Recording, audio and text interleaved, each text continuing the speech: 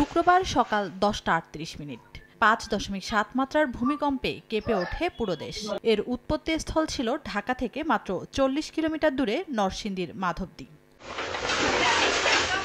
ভয়াবহ কম্পনের সময় বহুতল ভবন থেকে তাড়াহুড়া করে নামতে গিয়ে আহত হন শতাধিক নারী, পুরুষ ও শিশু। নরসিংদীতে বাবা ছেলে সহ প্রাণ হারান 5 জন।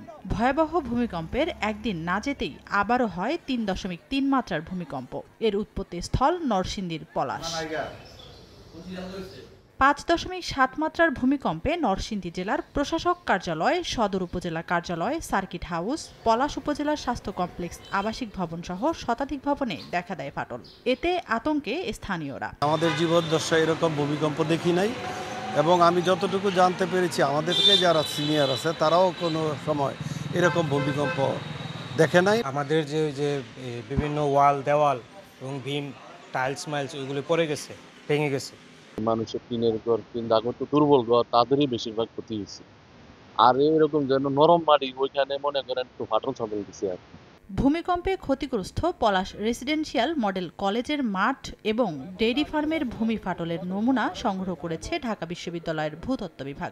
এইখানে যে ফাটলগুলো এগুলো আমরা দেখছি এবং এগুলার ওরিয়েন্টেশন মাপতেছি এবং তার ভার্টিক্যাল এক্সটেনশন কত এগুলা দেখতেছি। ভূমিকম্পের কারণে কি কি ক্ষতি হয়েছে এবং এখানে ইন্টেন্সিটি কত হইতে পারে, পরবর্তীতে এগুলা থেকে হয়তো আমরা ম্যাপ তৈরি করব। ফাটল ধরা ভবন সহ ঝুঁকিপূর্ণ স্থাপনা চিহ্নিতের কাজ চলছে বলে জানান জেলা প্রশাসক। 4 সদস্যের কমিটি করেছে পৌর কর্তৃপক্ষ।